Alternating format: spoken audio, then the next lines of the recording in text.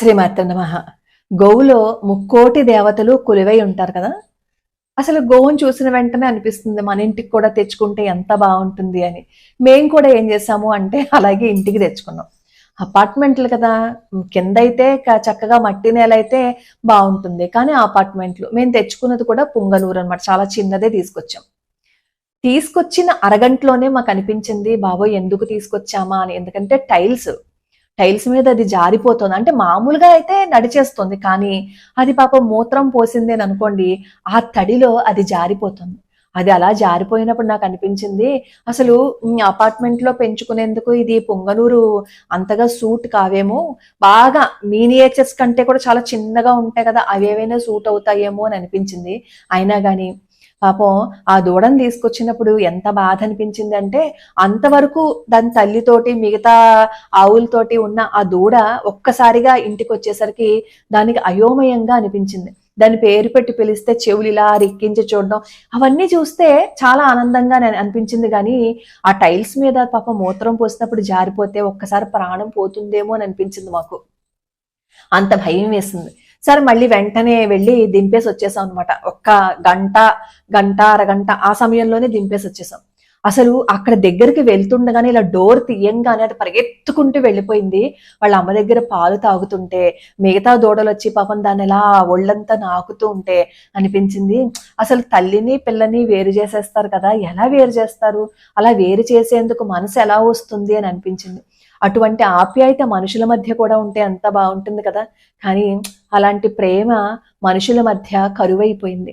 అది చూస్తే, ఆ దృశ్యం చూస్తే ఎంత మనోహరంగా అనిపించిందో. వాటికి నోరు లేదు అని పేరే గాని వాటి భాషలో వాళ్ళకి తెలుస్తుంది, కానీ వాటి భాష మనకు అర్థం కాదు.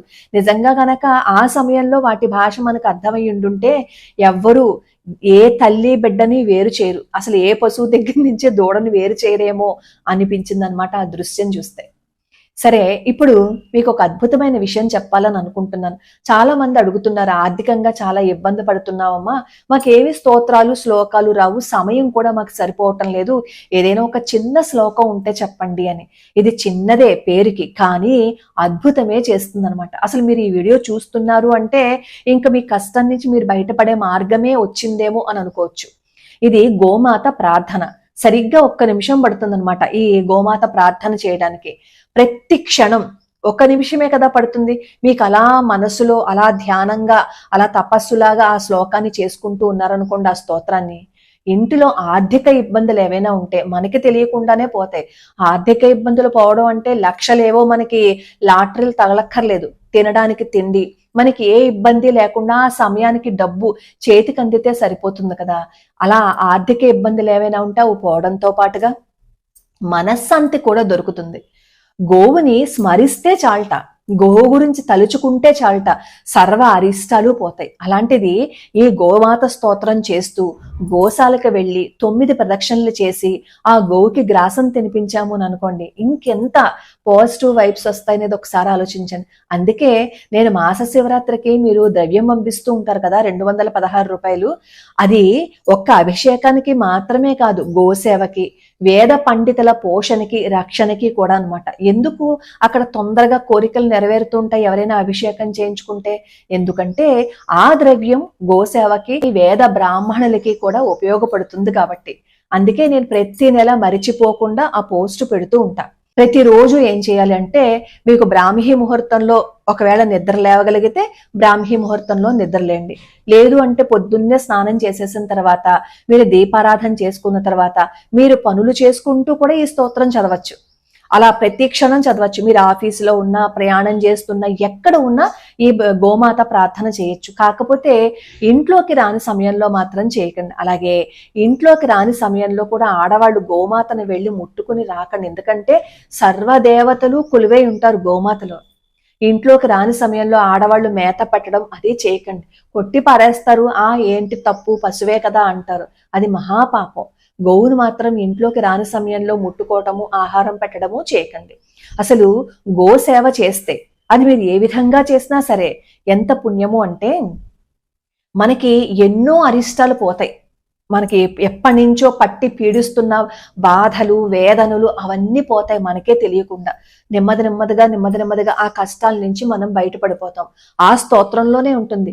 తెలిసి తెలియక ఏవైనా మీరు పొరపాట్లు చేసుండుంటే ఆ పొరపాట్ల నుంచి కూడా మీరు బయటపడే అవకాశం మీకు ఈ గోమాత స్తోత్రం ఇస్తుంది.